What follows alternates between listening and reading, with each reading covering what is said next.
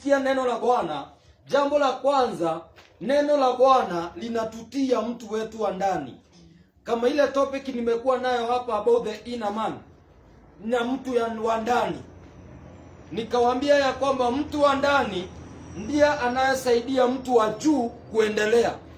Mtu wa ndani ndiye anayesaidia mwili wako, ama ndiye anayekusaidia kufika hapa. Kwa sababu kama ni mtu wa nje, haungekuwa hapa siku ya leo. Mtu wa nje leo hii mngekuwa Sportmanams pale kuswim na music, wengine wakikuwa Cedar Mall huko kwa virabu. Lakini mtu wako wa ndani, kwa vile anayo nguvu, amepata uwezo, na unahisi ya kwamba kuna himizo, kuna conviction ya kwamba unafaa kuwa katika nyumba ya Bwana. Mwathani ya rogosho muthenya wa mothe ndĩrenda kwaria how to strengthen our inner man. How to strengthen our inner man. Kuna mtu mmoja ambaye anaitwa Caleb. Caleb alikuwa na miaka 80. Wakati milima ilikuwa inagawa, watu walikuwa wanapewa ma-cities wakaridhi, wakatawale.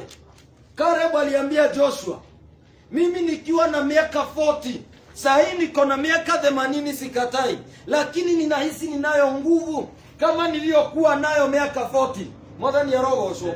Tiate ndakuraga, hapana, alikuwa amezeeka, lakini mtu wake wa ndani alikuwa anakuwa mpya kila siku. Kwa hivyo unaweza zeeka, lakini injili utatwanga kama kijana wa miaka 18. Unaweza zeeka, lakini mtu wako wa ndani unaweza enda maombi usiku mzima. Na ndiposa Biblia inasema ya kwamba vijana watapotewa na nguvu, lakini wamngojao Bwana watatiwa nguvu. No aria metagirira Ngai ni magekirwo hinya, na ni maretengeraga na matinoge. Mwathani arogocwo. Kwa nini? Ni kwa sababu vijana we do take our advantage. Tunachukua nafasi ya vile tulio na ujana, ya kwamba we are strong, tuna uwezo. Lakini mtu ambaye ni mzee, yeye hachukui mwili tu, yeye anaangalia mtu wa ndani. Mwathani arogocwo. Kwa sababu mtu mmoja amepeana hadithi nikacheka sana. Alisema yeye akiwa kijana, akiwa mchungaji, alienda na babake wa kiroho, kwa sababu babake wa kiroho alikuwa anazeeka. Haleluya. Akasema leo nitaenda kutisha mzae katika maombezi. Walipofika katika maombezi, wakaanzia maombi kuanzia saa 3. Kijana amepaza sauti. Amefukuza mapepo akiwa sauti iko juu, lakini mzee hana haraka. Pole tu kwa utaratibu. Kijana vile masaa anaenda akiishiwa. Sauti imeenda ikipungua. Kufika saa 6 kijana amezimia, kijana amelala. Mzee bado pole tu anaomba tu. Ikafika saa 9 kijana akaamka, akapata mzee bado anaendelea na safari. Kijana akatwanga maombi for 1 hour, akajitayarisha. Mzee ameenda bafu. Kuingia bafu ni kulimakuta, marando, shekeri, bazande, reba, ni kunena na ndimi. Kijana anashindwa ni nini kinaendelea. Kijana amebeba mchungaji kwa gari, hata kwa gari mzee anaomba. Hallelujah. Ni kwa nini? Because the inner man is strong. Mwathani arogocwo. Ni mahetia muno mundu agithira bara eciragia uria kiringo ni ngari, na tuli bara gatagati. Ni mahetia muno ukiwa kwa barabara ukitembea unafikiria, na je kama pikipiki inaweza yanguka inigonge? Ni kwa yeyote anayefikiria hayo mawazo ni kwa sababu the inner man is weak.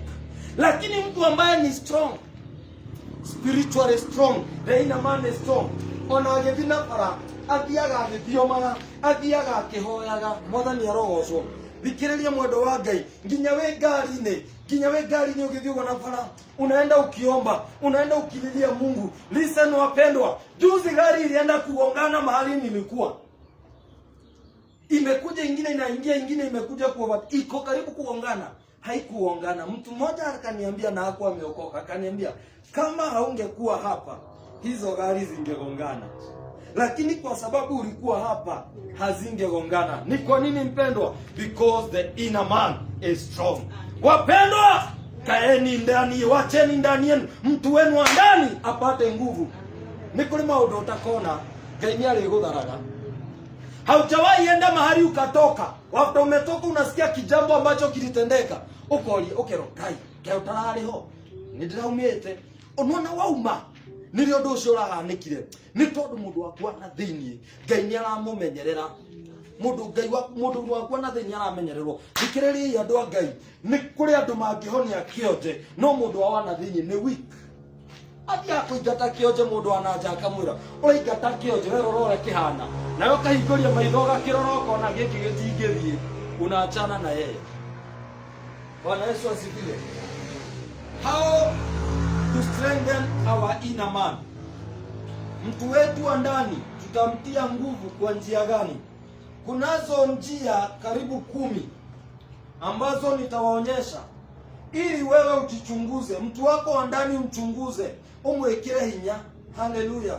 Ndamwire mundu waku na thiini ena hinya, ni kuri handu thiaga okone kuma na mibango wekirirwo irio dawa thani egatuguka imoko-ini ikahurana gatagati, kwa sababu mtu wako wa ndani chakula hiyo inajua twakwiriria au tutiririo. Tukutendeleza because the inner man is strong.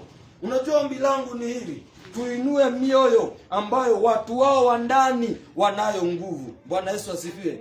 Tuinue watu ambayo ukienda mahali kama kuna mapepo ilikuwa imepanga kuvamia, ukifika pale mapepo inatoroka. Matige dhari kirao. Ukienda mahali ukiwekelea mtu mikono, kama alikuwa mgonjwa ukamwera mukiroho nio no gathie na mbere na rugendo, aike ikarake igwa haya agoria kuigwa rutire horuo, kwa sababu your inner man is strong. When your inner man is strong, you are sensitive. Kuna mahali utafikiria kuenda, ngoro ingigakwira ndugathie, na usipoenda unapata yale mambo yangetokea kuwa pale, kwa sababu your inner man is strong. Jambo la kwanza, how to strengthen our inner man. Jambo la kwanza, when we speak in tongues, tunaponena kwa lugha. Wapendwa wa Mungu, ninaomba hivi wapendwa, tuihulio na Roho Mutheru, twalie na thiomi. Ni tondu ni kuri mahoya Shaitani ataiguaga ukiaria na thiomi. Maandiko inasema ya kwamba anayenena na ndimi kuna ndimi za malaika na kuna ndimi za watu. Ndimi za watu ni kama hapa kumeingia mtu ambaye sio Mkikuyu, sio Mkisii, sio Mkalejini, kumeingia Mjaluo no Mugikuyu, akabia kwaria na thiomi cia Kijaluo, akabia kwaria Kijaluo, akabia kwaria Kijaluo, Mjaluo akiwa pale anasikia Mungu. Bwana Yesu asifiwe. Mjaluo akitoka pale nje akakugaidia Kijaluo, hau mango anakusalimia hapo, wewe unamuuliza ni nini hiyo sijui. Anakuuliza si ulikuwa unaongea Kijaluo? Unamwambia hapana, sijaongea mimi. Ni kwa nini? Ni ndimi za wabinadamu. Lakini ndimi za malaika hakuna mtu anajua. Shaitani akamenya ino ni gariero kakoyo. Alikiriria kaigwa raka bashe ndarabo zikaraba. Akauga kiu na tondu toy tutikiwe kiu. Hilo ndilo ombi langu kanisa la Mungu. Mungu akawainue kiwango cha kunena na ndimi. Haleluya. Haleluya. Tusome katika kitabu cha Wakorintho wa kwanza 14 mstari wa 4. 1 Corinthians chapter 14 verse 4. 1 Corinthians, my God. Wakorintho wa kwanza 14 mstari wa 4.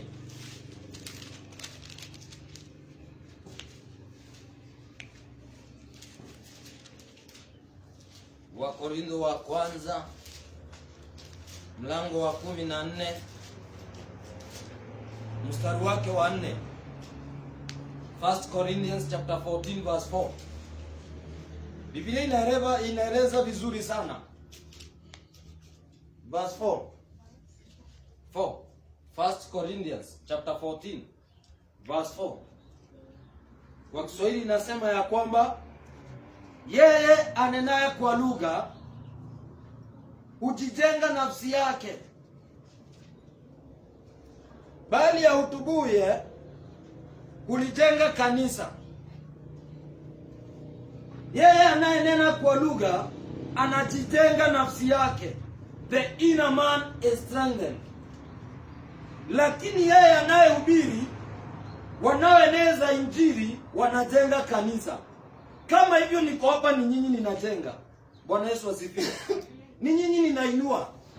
Lakini tukiingia katika maombezi kunena na ndimi, mpendwa, ni wewe unajitia nguvu. Mtu wako wa ndani, hapo ndipo mahali ambapo anapata nguvu. Si wapendwa mtamani kunena kwa lugha. Haleluya. Kinachohitajika ni na unajiachilia mbele zake Bwana. Roho Mtakatifu anakuongoza. Roho Mtakatifu anakuonyesha njia. Ulimi wako unatiwa maneno, unashindwa utaitamkaje. Itamke mpendwa. Wakati mawazo yako imeelekezwa kwa Mungu, huo ndio wakati ulimi wako Mungu anaweza kukuconnect. One, hautanena na kwa ndimi ukiwa katika level ya watu wengine. You must rise to another level. Utoke katika level ya watu. Utoke katika mipaka ya watu. Ni tondu watu ni makoma ile modo mihaka. Ugesiria atirere. Hapa kila mtu ameinua mikono, lakini unahisi ndani yako, mimi wacha kuinua. Siwezi kuinua na siwezi kusimama. Unapiga magoti. Haupigi magoti ili uweze kuonekana. Mpendwa, unalilia Mungu. Unashindwa kupiga magoti, unalala chini. Unalilia Mungu. Unatafuta Mungu. Unatoa machozi. Haleluya. Ulilia gai. Mahali unaenda kuamka, ugakora gai mathaa meri ni maathira, dakika 30 ni ciathira. Umetafuta Mungu. Lazima tuondoke katika level ya watu. Haleluya.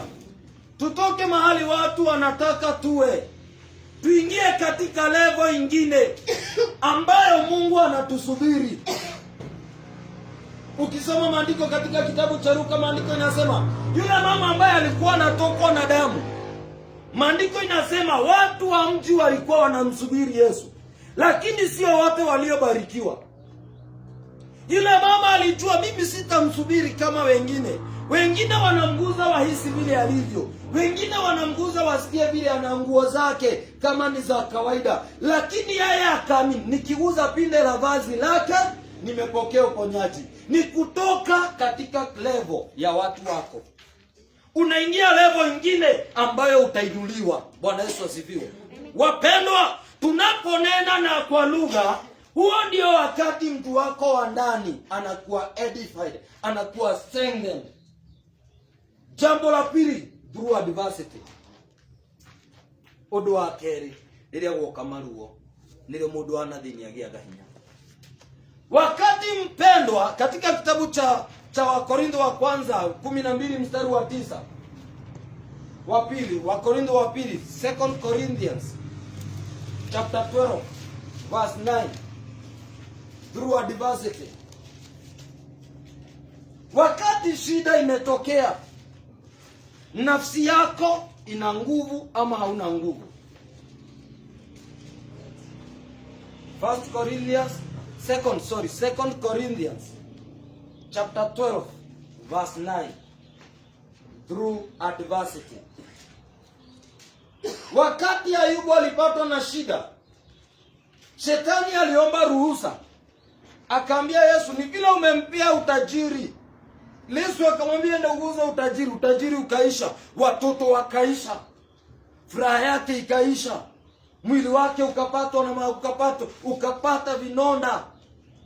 Biblia inasema hadi akaketi mahali anachukua kisehemu cha nyungu, anajikuna nacho. Ujire nyogo yato kitagwethwa nayo, anajikuna nayo kwa sababu hakuna msaada, hakuna vile anaweza fanya. Lakini maandiko inasema mke wa Ayubu akamkuta akamwambia, sikiza mzee, laani huyu Yesu, kwa sababu kama hii shida itakuangamiza sana. Lakini Ayubu akamwambia, iko haja gani tufurahie wakati furaha inakuja, wakati utajiri unakuja, lakini wakati wa shida tunamlaani. iko haja gani? Through that adversity, kama kuna wakati ulipitia wakati mgumu, watu wenu wamekuinukia, watu wamekutusi, kama unaombea mtu wako wa ndani, atu ni mago gushabia, atu ni mago kuruma, atu ni makwaria uru waku, atu a family yanyu ni mago gusonora, atu a family yanyu ni mago gushinora, utafanya nini mpendwa? Utasema nini wakati haya yatatokea? Ukaugate ndani ya moyo wako, utaona nini? Kuna watu wakati ile hali imetokea, anaona kana kwamba Yesu amemwachilia. Wengi wame backslide kwa sababu ya shida ilitokea. Fanya investigation, utapata watu wengi wame backslide kwa sababu watu waliwadharau, watu wao waliwaachilia. Mtu wako wa ndani anatiwa nguvu wakati wewe unapitia shida, wakati wewe unapitia ungumu. Huo ndio wakati mtu wako wa ndani anatiwa nguvu. Biblia inasema hivi, verse 9, naye akaniambia, neema yangu ya kutosha,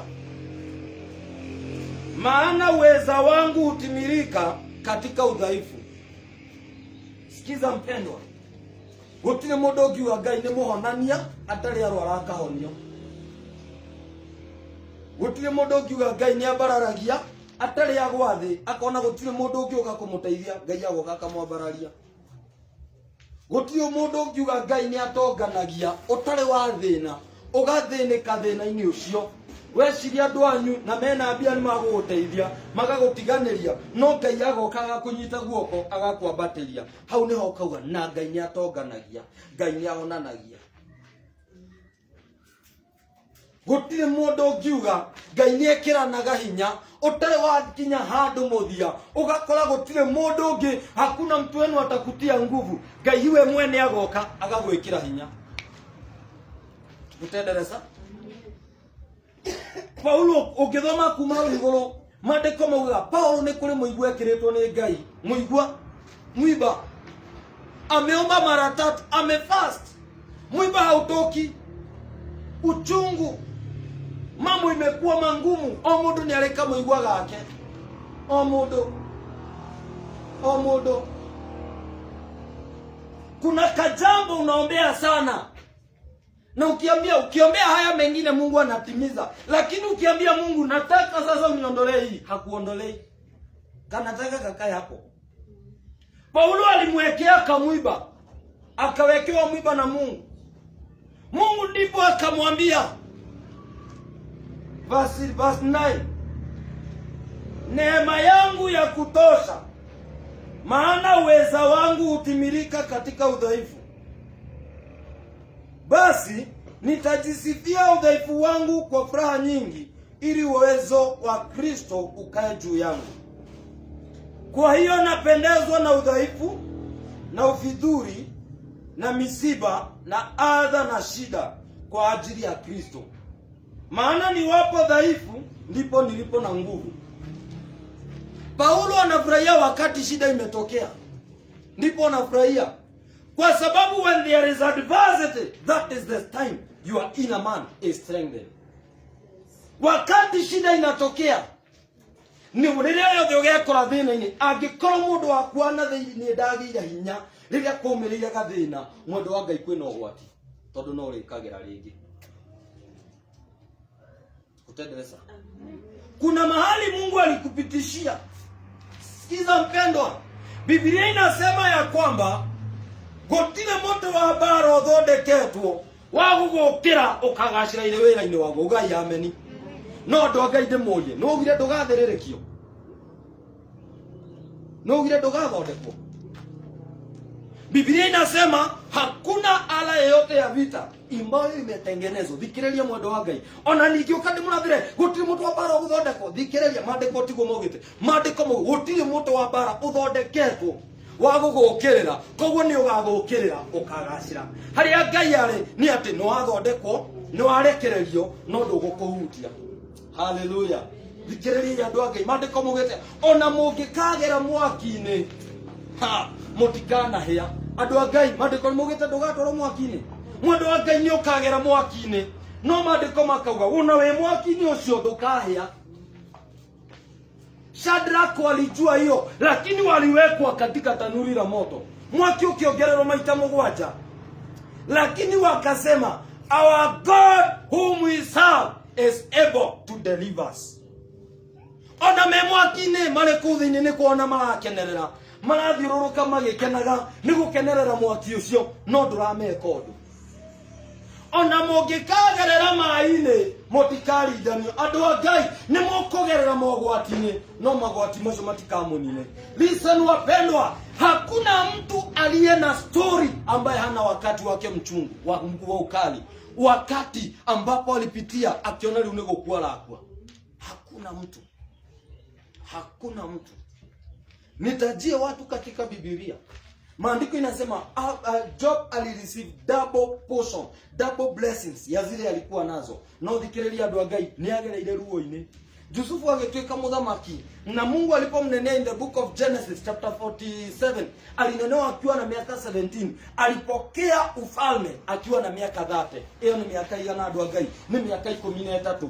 Thikireria mwendo wa Ngai, hau niho Ngai enda kumenya ngana kiria kuigire no hote gugicugurikira uria kiagirire. Hallelujah. Kwa utekekare kuri kanitha wa bia mundu agikuruma nawe ukiuma thengiu muno na we guku no karumwo ringi no karumwo. Kama kunataka kumtumikia Mungu na washabiri ukiora kanitha, kwa sababu najua even kwa sababu kuna watu hata wananitazama, Mungu alipotea kanisa yao na ale asa no arehema ya mamutungatiri akirona tondu uramwona enda mutungatiri. Thikiriria mwendo wa Ngai ukiwa nini ndauma ku ndigathie ukithie kungi tondu guku ni kwega, guku kwina wendo ukitonya nakuo. Reke ngwire kuri wendo oka naguo ugakora angiurugukira acio ukigokira ukugia tene ukarara kanitha ukihura ona tondu igwaga akirara kanitha ndararaga wika ukiuga ndigucoka kuhoya ringi na ndathi kanitha ungi kuri toekaine kuri ndihoyaga andu matanjoe. Thikiriria kuu nikuo kuru tondu koraga kuri arume moka kuhoya kanitha rume o idia mwirire rora. Kama hautavumilia mpendwa, hakuna baraka zako hautapokea. Wacheni niwaambie mpendwa, yes we are children of God, lakini swali ni je, ni kule mundu negera igai mwana? Hakuna. Lazima uwe mrithi. Yesu kwa mtoto wa Mungu lazima ukomae to a level Mungu anaweza kukuaminia baraka zake. Niyo ndogi cianaga. Jambo la tatu, how our inner man is strengthened through fasting. Through fasting. Katika kitabu cha Matthew chapter 4, through fasting. Kupitia kufunga, kukula na kukunywa, ama unajinyima raha.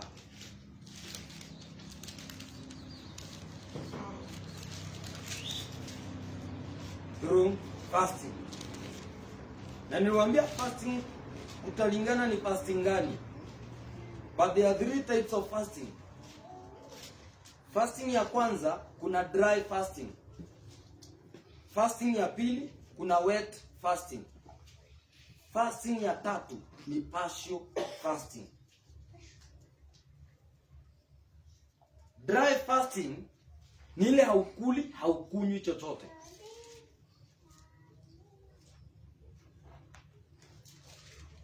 Wet fasting ni ile unaweza kunywa ka chocolate, lakini unagonga siku 40. Unakunywa tu ka chocolate, kikombe moja a whole day unamaliza. Ama unatengeneza ka kikombe ka sukari unakoroga kwa sababu energy imeisha, unakunywa. Partial fasting ni ile unasema nitakula tu mboga peke yake, ama sio mboga. O muthenya ndirumaga irigo rimwe.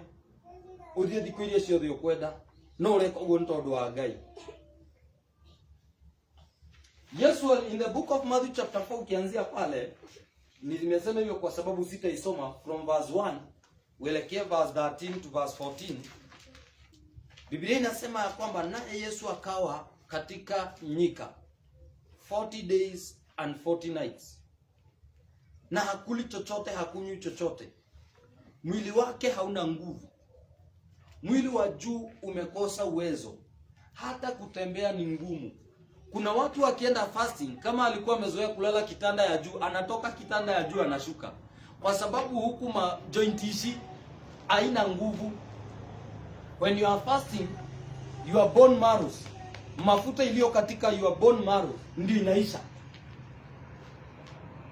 Na Yesu after ametoka katika fasting, Biblia inasema ya kwamba naye shetani akaja kumjaribu. Jambo la kwanza, shetani alijua huyu mtu anayo njaa, akamjaribu kwa chakula. Ametoka katika fasting, akamwambia kama wewe ni mwana wa Mungu, badilisha hii jiwe liwe mkate. Yesu akamwambia binadamu hataishi kwa sababu ya mkate, lakini kwa kila neno litokalo katika kinywa cha Mungu. Shetani akajua bado. Na haya mambo ninayowatajia ndizo tu shetani anatujaribu nayo. Akampeleka jambo la pili. Akampeleka, lakini hakumpeleka literally. Shetani hakuwa na uwezo wa kushika Yesu na kumpeleka. Kwa hivyo Yesu alikuwa anapelekwa kiroho. Akamuonyesha utajiri, akamuonyesha mahali pazuri, akamwambia huu utajiri wote nimepatiwa. Kama utaniabudu nitakupatia. Yesu akamwambia kumeandikwa.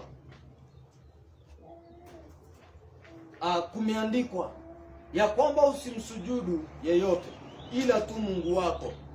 Shetani akajua bado. Akampandisha mahali juu.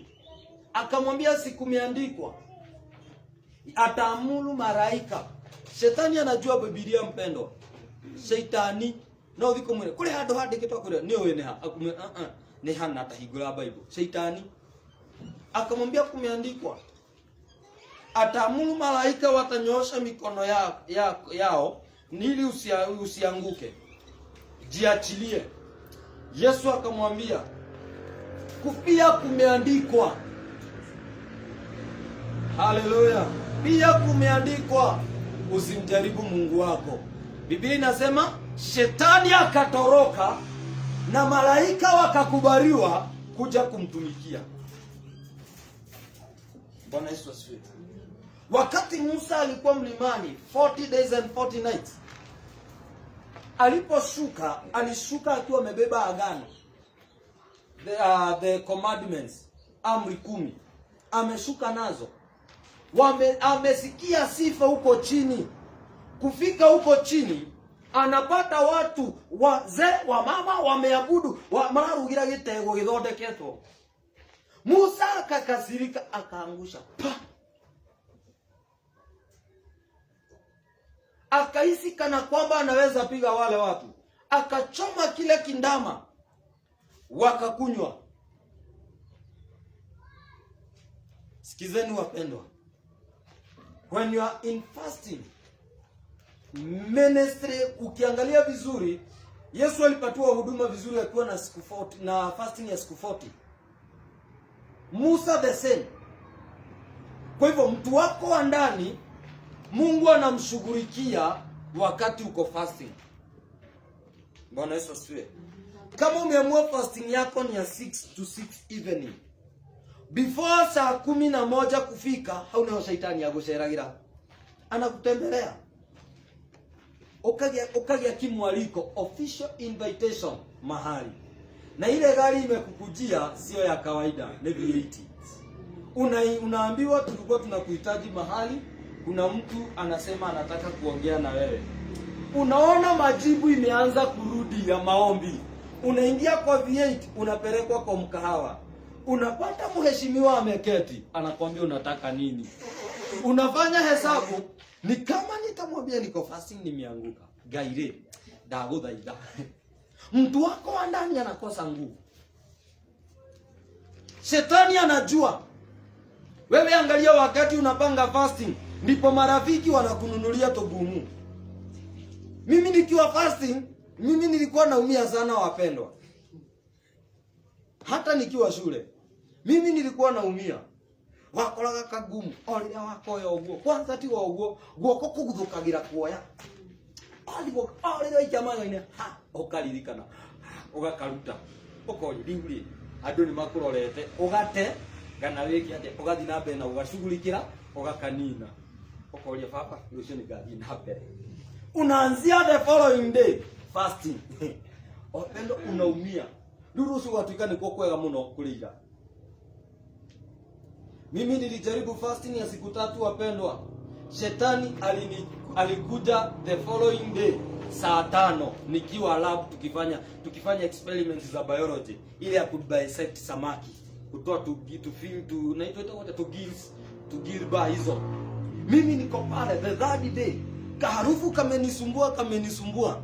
Nimetoka nje nimetapika nikapata hatuna kitu ninatoa kiuga leo haha ni gukwa ndirakwa Jehova tarorari uma ndakuwa ma niko kule hedina. Mwalimu akakuja akaniambia enda kwa mtu ambaye anapika eta kwa gashago enda kwa gashago umwire kunengere curu gikombe onywe. Wapendwa ni miguu ilipata nguvu nilienda mbio kumbe nimeanguka mtihani. Immediately nilikunywa kikombe kwa sipi ya kwanza nikahisi mwili wangu hata hauna shida ngeuria ndahonio nikukudale ulimwe nikajua ni shetani anawindana na mtu wangu wa ndani. Through fasting mtu wako wa ndani anapata nguvu kwa sababu when you are in fasting mwili wako wa nje kuna mambo inatamani lakini haupati. Unasema leo fasting sio kukataa tu kukula. Unasema usiku wa leo mwili wako uko ndoko hoya ugukoma haha thĩ.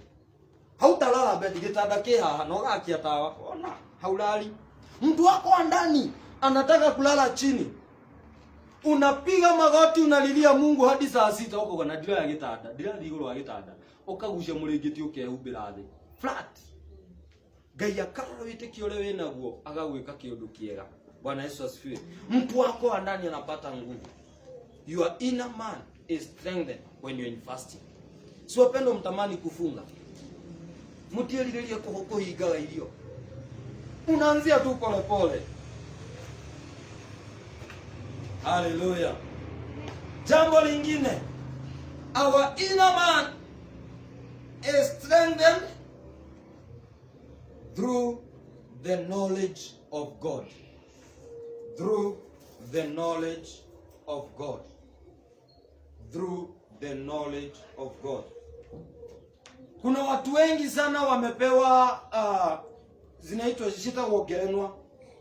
Amepewa ya doctorate, professor, amefanya degree 4, masters, kwenye Daliganira. Mtu amesoma hizo zote. Amepewa kwa sababu ana increase knowledge katika lile somo. Mwingine unapata amesomea miti. Anapewa hata na akekirwa gikofia kia doctorate. Mwingine anaachana na hiyo anaenda kusomea wanyama. Lakini sisi wapendwa katika kiroho chetu tuko chini. Unajua tuingia university, tulio secondary. Kwa nini? Your inner man will be strengthened when you increase in the knowledge of God. The knowledge of God ni wakati unasoma neno. Si kwa sababu kuna neno ulisikia, ni kwa sababu kuna jambo unataka kufahamu Mungu. Kama Biblia unaweza soma na kwa mwaka mmoja hii.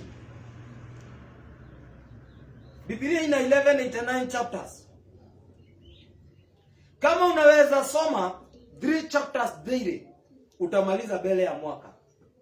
Mwaka utanathira. Ni ugakorwo rikitie Bible. Na unapoingia mwaka wa pili kusoma tena, yale mambo ulisoma last year utapata ni mapya tena. Hata utapata kuna mambo haukuwa umesoma. Ukiingia mwaka mwingine unapata Biblia bado kuna mambo mengine mapya.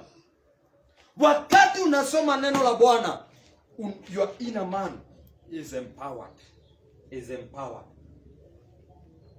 Si wapendo, unaona wakati haujaona news, utaona news, vile unasumbuka. Kama hujaona news, unasumbuka. Kila mtu najua alikuwa anataka kuona uchaguzi wa Kiambaa, ni nani atashinda. Kila mtu ukienda mahali unasikia nani alishinda, nani alishinda, nani. Lakini hakuna mtu anauliza Mungu anasema nini. Ndiposa watu wetu wa ndani wengi wako chini sana. Tutawainua kupitia the knowledge of the word of God. So in the book of 2 Peter chapter 3 verse 18, wa Petero wa pili, 2 Peter chapter 3 verse 18, through the knowledge of God. 2 Peter chapter 3 verse 18.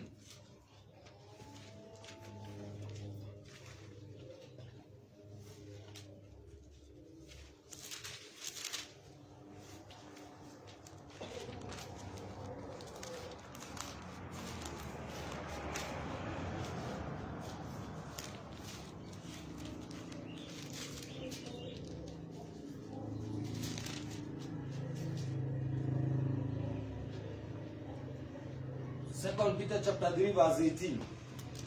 Ya Kiingereza inasema, but grow in grace and in the knowledge of our Lord and Savior Jesus Christ. Ya Kiswahili inasema, lakini kuweni katika neema. Na hii grace ni nini? Grace is God's enablement. Kuwezeshwa kwa Mungu. Ndio hiyo grace. Unapoambiwa but grow in grace, unapokuwa in grace, kuna mambo ambayo unashindwa, but because of God's grace unapata imekuwa rahisi. Bwana Yesu asifiwe. But kuweni katika neema na katika kumjua Bwana wetu na Mwokozi Yesu Kristo. Utukufu una yeye sasa na hata milele. Biblia haijasema mjueni vile kuhesabu pesa tu. Haijasema jueni kusoma sana. Kwa sababu kuna watu wanajua kusoma Biblia, but there is no growth in them. Growth is a process from one level to another level. From one level to the second level. From second level to that level. That is growth. Kama mtoto anaweza zaliwa akiwa na meno yote 32. Na anavalia kiatu namba 9.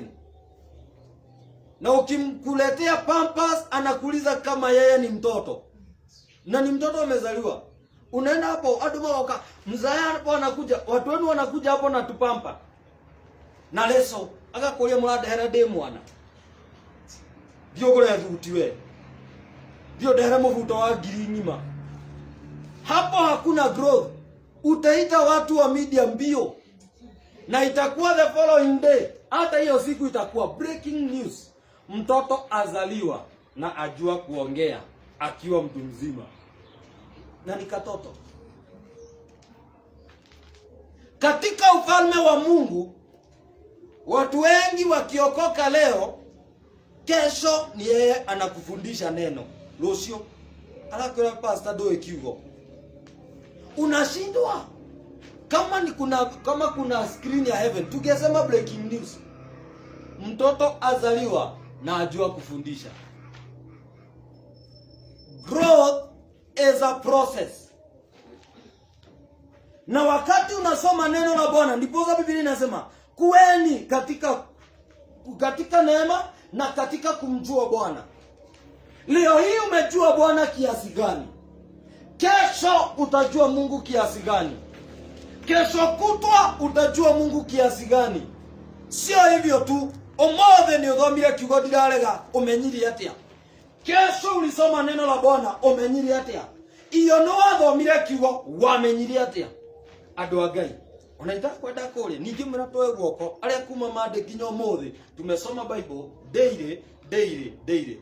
Wengine Wednesday hawakusoma, wengine Friday hawakusoma, wengine jana hawakusoma. Waacha hivyo, wengine wiki hawakusoma. Biblia inasema kweli katika kumjua Bwana.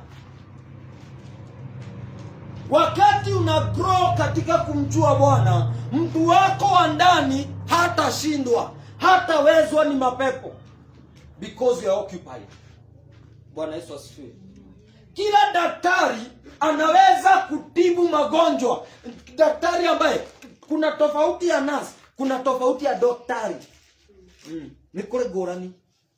Daktari wa mifupa ndangĩũka gũthondeka ngoro. Daktari wa mato ndangĩthiĩ gũthondeka maitho.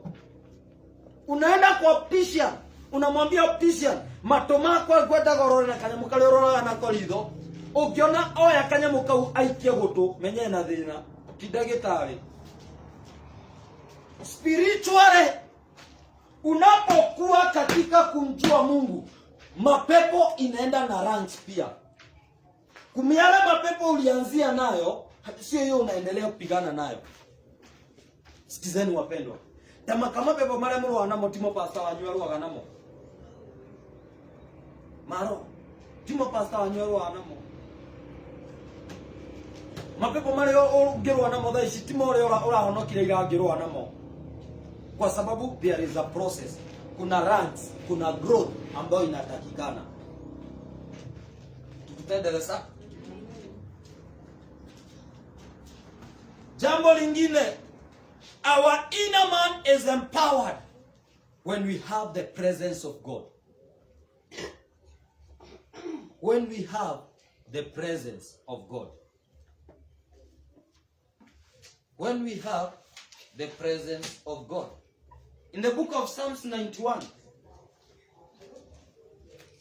uwepo wa Mungu. Wakati una uwepo wa Mungu, mtu wako wa ndani ndivyo anavyopata nguvu. When the presence of God walks with you, your inner man is strengthened. When you have the presence of God, mapepo haitakukaribia. When you have the presence of God, utapigana vita na utashinda. When you have the presence of God, hatari haitakukaribia. Kwa sababu Paulo alisema, leo tunye doraga, none Kristo ethine wakwa no doraga. Sio mimi ninayeishi. When you have the presence of God, you are not the one who lives.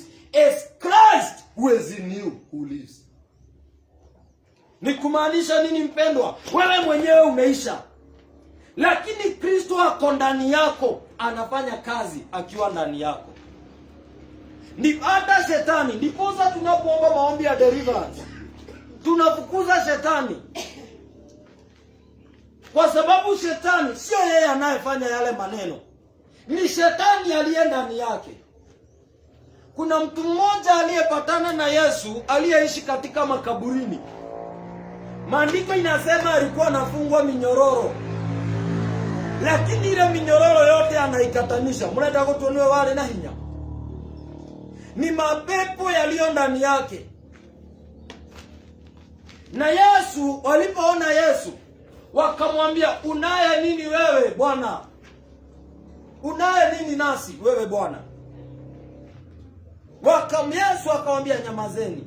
Wakamwambia, tunakusihi, kama unataka kutuingiza, wacha tuingie kwa zile nguruwe.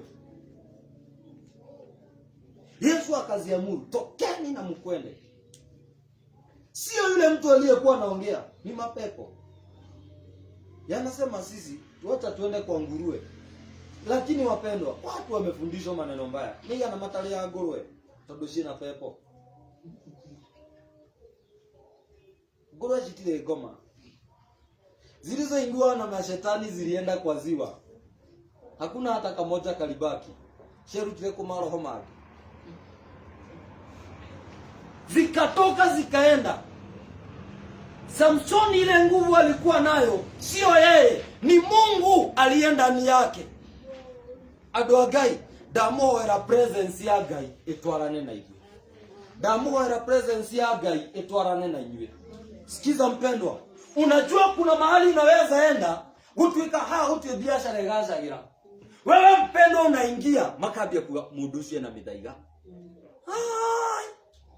Utakiri mundu gaciriga biashara ya goko. Lakini wewe umeingia pale, biashara imeinuka. Mungu amekupea kibali. Unajua ni nini? Ni presence ya Mungu iliyo na wewe ndio inavutia watu. Bwana Yesu asifiwe. Ama unaingia mahali mapepo imesumbua watu, ama mtu alikuwa mgonjwa, ukiingia tu hivi unasikia mtu akisema haya waigira hona. Waigira hona hapo tudhinetie. Presence ya Mungu ikiandamana na wewe. Kwa sababu God is Jehovah Rapha, the Lord our healer. Ukiwa na presence ya Mungu, ukiingia mahali kuna mtu mgonjwa, unatoa hata mauti majuba.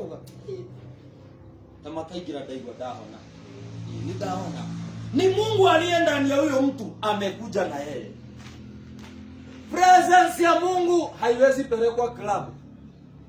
Presence ya Mungu haiwezi pelekwa mahali kuna usherati. Presence ya Mungu itaua watu. In the book of Psalms 91, Zaburi 91, kuanzia mstari wa kwanza.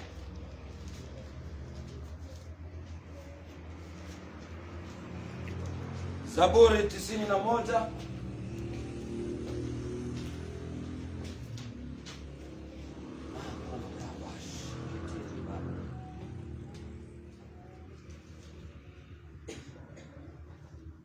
Psalms 91 verse chapter 91 verse 1 to verse 3. Psalms chapter 91. Biblia inasema hivi kwa Kiswahili: aketie mahali pasiri pake aliye juu. Ni nani anayeketi? Ni mtu. Sio mtu ambaye amekufa, ni mtu aliye hai. Wewe uketie mahali pake pasiri aliye juu, atakaa katika uvuli wake Mwenyezi. Atakaa katika uvuli wake Mwenyezi. Verse 2. Nitasema Bwana ndiyo kimbilio langu na ngome yangu, Mungu wangu nitakaye mtumainia. Verse 3. Maana yeye atakuokoa na mtego wa mwindaji na katika tauni iharibuyo. Wapendwa, wakati umeketi katika uvuli wa Bwana, katika mahali pake pasiri, wewe unayeketi, maandiko inasema anakaa katika uvuli wa Bwana. Kwa hivyo wakati jua imewaka sana, we mwodo wake we nilio ururite wega. Wakati shida imetokea sana, kama watu wanangojea uangamie, huo ndio wakati unainuka. Wakati watu wanasema uchumi uko chini katika biashara unayofanya, huo ndio wakati wewe umeinuka katika biashara. Nimekuwa nikizungumza na watu wakaniambia, mimi kama ningeulizwa ningesema corona ishi. Nikamuuliza kwa nini? Akaniambia last year nilikuwa na progress kubwa sana kushinda leo hii. Nikamwambia mpendwa, tembea na uwepo wa Bwana. Ukiwa na presence ya Mungu, yale mambo iliyokuwa inavutia watu kwako, leo hii itavutia watu kwako. Kama ni fedha itavutia. Kama ni utajiri itavutia. Kama ni kuinuka itavutia. Wapendwa, ninawaambia hivi katika jina la Yesu, watoto wenu, wakati watoto wengine wanasemekana wanarudi chini, wewe ndio wanainuka. Haleluya. Unajua kuna wakati unasikia ciana igwete ukaolia ko neno shina kuliga de hado ko anakuambia shukuru sigwete ma ukamwona nani wako ni ndi arongereire maxi ni arongereire maxi ifao alale namba 20 ni namba 14. Haleluya. Wakati mtu anasema kai biashara ithokite, ukamoria ko taoni, ukamwera ti taoni nego akwethokite tondu ni gwakwa nditega. Listen, wewe ambaye unanena yale, unanena ukijua nina presence ya Mungu katika biashara. I have the presence of God katika jamii yangu. Bwana Yesu asifiwe. May the presence of God walk with you. Katika biashara, katika jamii, juu ya watoto wako, katika kuendelea kwako, uwepo wa Bwana utembee na wewe. Usiimbe wimbo wa kuanguka kama wengine. Uimbe wimbo wa kuinuka, uimbe wimbo wa ushindi. Bwana Yesu asifiwe. Ni mambo ambayo inatufanya our inner man awe empowered. Walk with the presence of God. Mimi nimekuwa na hili ombi. Mungu, ninaomba kutembea na uwepo wako. Mahali popote niendapo, nitembee na uwepo wako. Kwa sababu nikiwa na uwepo wa Bwana, nikiingia mahali ambapo kulikuwa na, Biblia inasema, Mungu atamuokoa kutoka kwa mtego wa mwindaji. Kuna wakati nilifundisha tukiwa huko Shilo ya kwamba kuna maneno ambayo hutamkwa asubuhi na mapema juu yako na maadui. Kuna mitego ambayo hutegwa juu yako kunapokucha, ni maadui. Lakini ukiwa na uwepo wa Bwana, Bwana atakuokoa kutokana na hiyo tauni, kutokana na huo mtego wa mwindaji. Bwana Yesu asifiwe. Wapendwa, ombi langu ni hili: uwepo wa Bwana utembee na nyinyi. Mtu wenu wa ndani na apate nguvu. Andu Ngai mutire Ngai mamwiteithie ma. Mundu wanyu ana thiini age hinya. Ni tondu mtu wenu wa ndani akiwa na nguvu, kutakuwa na mabadiliko. Haleluya. Watoto wakitembea na mtu wao ndani akiwa na nguvu, one, presence ya Mungu itakuwa ndani yao. Neno la Mungu litakuwa ndani yao. Ale akimakiuga mashine shukuru yakuga ni dirashina, ni tondu maandiko ni maugite. Haleluya. Wakati wengine wanasema nie riu ndona ta ngukuo, ukamwira ni maandiko ni mtondu maandiko ni maugite, ni ngahe mwendo wako miaka nginya iganie, nie ndiganetie. Hiyo ndio nguvu ambayo tunahitaji. Watu watakao neno la Bwana, sio kuanguka, sio kuangamia. Inuka kwa Mungu wako.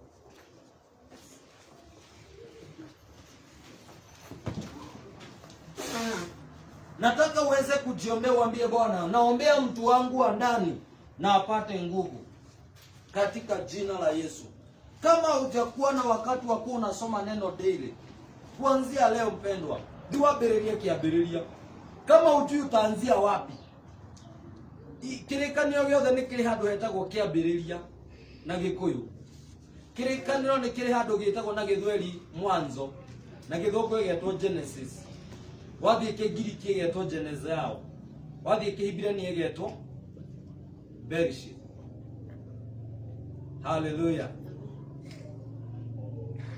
Enda usome Biblia. Kama unataka kuisoma zote, soma Genesis chapter 2, Matthew New Testament anzia Matthew chapter 1. Chapter 2, chapter 1. Na ukiwa na kitabu utashtuka yale maneno Mungu atakupea. Na unapokuwa katika neno, unaposoma, fungua mawazo yako ili Mungu akupe ufunuo. Mungu akusaidia anataka nini? Nini ngena ni andu arerere mugaga nwe ni nyua dawa tha ithano ni bati kunywa dawa kiroko tigo oguo. Unajua mimi kuna wakati madaktari walikuwa wameniambia niko na mavitu mengine manaitwa H pylori. Wera wonywe kiroko dawa mwaja waine andu Ngai nini ndashikite nginya ngari ndikanariganirwo. Lakini nikafika mahali nikasema hapana. Ule ningenywa dawa ici ri o muthenya kuongerera chapter ĩngĩ ĩmwe igũrũ. Nikaamini Mungu. Leo hii hata sikumaliza hizo dawa na Ngai nĩahonirie. Tondu ciakorirwo ticio. Iria nacio nderirwo nicio, ngira Ngai onacio ticio. Riu eno ndirenda. Mũndũ wa Ngai thomaga kiugo.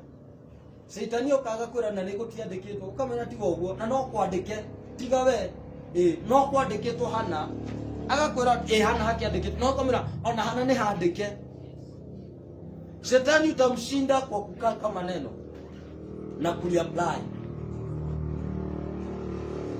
When you read the word of God, your inner man will be empowered, your inner man will be strong, na utaweza kutembea katika safari hii. Hautaanguka kama wengine, hautaisha kama wengine, utakuwa mtu aliye tofauti. Bwana Yesu asifiwe. Nataka tuinue mikono yetu, ambia Bwana, ninataka unisaidie mtu wangu wa ndani apate nguvu katika jina la Yesu. Lile raga imwedo wage jugetikira gukira, usikubali kunyamaza katika jina. Ndeta kuigoma mukirere ragai. Ambia Bwana unisaidie. Bwana tusaidie. Bwana tusaidie. Saidia wapendwa hawa. Saidia wapendwa hawa. Lilia Bwana mpendwa. Katika jina la Yesu. Ragai kila mundu wako ana thĩinĩ hinya. Mundu wako ana thĩinĩ agie hinya. Mundu wako ana thĩinĩ agie hinya. Waguthie rugendo ruru, Ngai reke gukoroho gwaku, presence yaku Ngai, woi kiugo giaku Ngai, woi kinge thĩinĩ wakwa, thĩinĩ wa rĩtwa rĩa Jesũ. Jehova ũtũrĩte na rigitariganagĩrwo namba cia ndũrĩ, Ngai ndeithia thikariganagĩrwo kiugo giaku thĩinĩ wa rĩtwa rĩa Jesũ. Ĩra Ngai agũteithie, mũndũ waku thĩinĩ agie hinya, mundu waku agathĩinĩ agie gũtorania. Rakabazekeribayanda makarakabashakayanda remazenarabayanda rakabazekerimazanda makabadayande rekerebayanda rababo maremashakayanda mahanda rababo rabashakaraba lekabaganda rekeremazikayanda. Mpendo, usikubali kunyamaza. Lilia Bwana, lilia Bwana. Wewe ndio unajua hali ya mtu wako wa ndani. Wewe ndio unajua the situation of your inner person. You are the one who understands the situation of your inner man. Cry unto our Lord. Cry unto our Jehovah. Jehovah is ready to hear your prayer, to answer your prayer. Rabashanda Rabayanda, and to walk with you and to fight for you. Marima Zekayanda, Rekabaganda Rabayanda, to increase your capacity of understanding Him, your capacity of understanding the Word, your capacity of increasing in the knowledge and in the grace. Rekebazina Maganda, Makashekete Bazanda, Rakabayanda Rababo, Rimazekete Yanda, Rakabayanda Rababo, Makatarande, Rende, Rimazekayanda. Pray for your inner man. Pray for the empowerment of your inner man. Pray for the empowerment of your inner man. In the mighty name of Jesus. Mazeketereba Shandarabaganda. Pray for the empowerment. Pray for the strengthening of your inner man. In the mighty name of Jesus. Makatarada yande. Omba mpendwa. Ombea mtu wako wa ndani apate nguvu ili ukaweze kushinda, ukaweze kupigana vita katika jina la Yesu. Makaba zendere maganda. Bwana, tunakuhitaji leo. Tunakuhitaji. Ni asanti kwa neno lako. Ni asanti kwa kuwa umetunenea. Bwana, umenena na mioyo yetu. Umenena na mawazo yetu kuhusu jinsi ya kutia mtu wa ndani nguvu. Bwana, tunakungoja. Bwana, twakusubiri leo na hata milele. Ninaombea wapendwa hawa. Bwana, ukawainue. Bwana, ukawatie nguvu. May you enable them, Bwana, kufika kiwango kingine. Naombea mtu wao wa ndani, ukamwezeshe, ukamsaidie. Bwana, ukawasaidie. Ninaomba kuanzia leo kukawe na ushuhuda mpya ya kwamba Bwana umewasaidia. Naomba uwepo wako uandamane na wao ili ukawasaidie. Naombea biashara zao zikainuke, maisha yao ikabadilike, familia zao zikainuke. Wanaokungoja kwa sababu ya biashara zao, Bwana ukawatembelee. Wanaokungoja kwa ajili ya jamii zao, Bwana ukawatembelee. Wanaokungoja kwa ajili ya maisha yao, kwa ajili ya watoto wao, Bwana ukawatembelee. Katika jina la Baba, Mwana na Roho Mtakatifu tumeomba na hata tumeamini. Pigia Bwana Yesu makofi mazuri.